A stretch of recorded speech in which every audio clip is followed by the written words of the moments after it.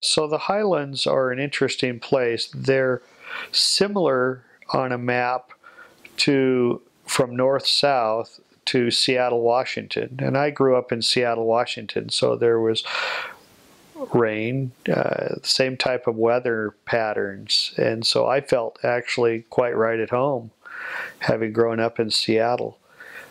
In terms of transportation, when I was there as a missionary, you were not allowed to use a bike. The roads were too narrow, and people would get killed on bikes or injured. And so we used the bus system, or you had a car. And that's how we got around. My district took in 5 or 6 towns of missionaries. We had missionaries stationed, as an example, in Peterhead and in Fraserburgh and in Elgin and in Banff and in Inverness. So we would come together as about 10 missionaries from these little towns, and everybody would travel about 10 to 15 miles, all from these towns, to have our district meeting, which was a lot of fun. Across from, I was a district leader in a little place there, and across the street from us was a bakery, and we would always get this hot, fresh loaf of bread every district meeting, and we'd put some butter and some cinnamon and sugar on the bread, and everybody would get these hot, fresh loaves of bread. It was fantastic. The bakeries are wonderful. This was in Inverness, Scotland, and we were up on what's called High Street. And here came a group of pipers marching down the road, and they were playing Scotland the Brave. This song, Scotland the Brave, is very similar to Praise to the Man. And Praise to the Man actually comes off of this hymn. So all of a sudden, or off of this pipe song. And so as I'm listening to this, I'm hearing Praise to the Man, and I'm thinking, wow, this is amazing. They know Praise to the Man. And so we sat down on the curb and listened to these pipers as they marched by, and it was a spiritual experience for me. As you know, bagpipes are loud. I mean, they're loud.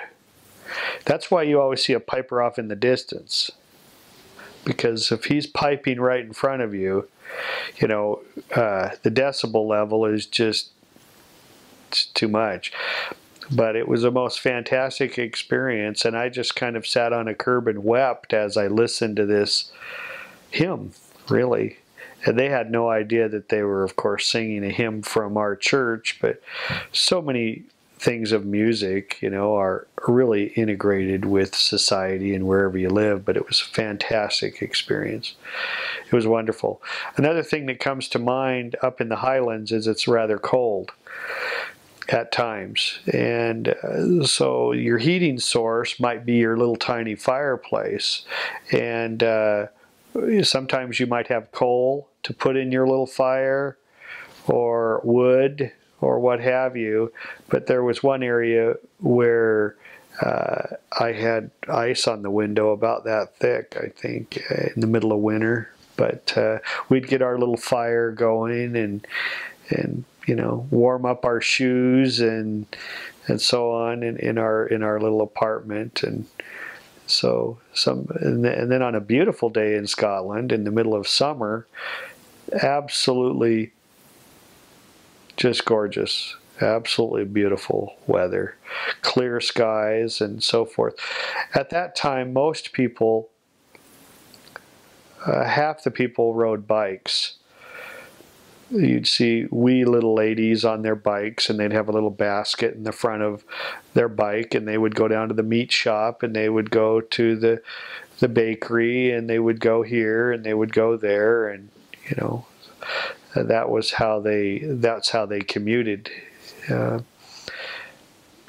and some people had cars and so forth, but that's how that worked. The wildlife, there was some deer.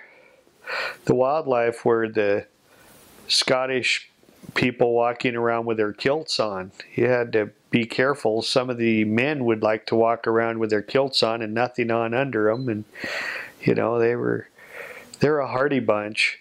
Uh, but I think a lot of the deer and different portions of wildlife were really killed off in the United Kingdom because of farming and different things, and so you didn't get a lot of that. The coastlines up in Scotland are once again absolutely beautiful as you look across the English Channel and so forth. It's just absolutely beautiful. The Lake District, a lot of beautiful areas. What they call highlands and mountains are nothing compared to what we have here in Utah as an example for real mountains.